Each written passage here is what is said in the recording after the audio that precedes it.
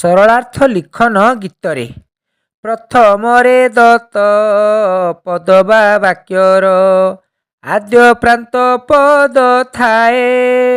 କବିତା ହୋଇଲେ କବିଙ୍କର ନାମ, ପ୍ରବନ୍ଧେ ଲେଖକ ରହେ।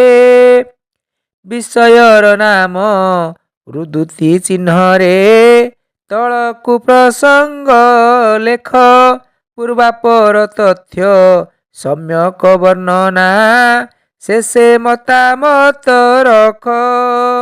ବିଷୟ ବର୍ଣ୍ଣନା ବେଳେ ପ୍ରଶ୍ନ କର, କିଏ କାହିଁକି କଣ କିପରି କେଉଁଠି ଉତ୍ତର ଲେଖିଲେ ସରଳାର୍ଥ ପୂର୍ଣ୍ଣ ଜାଣ।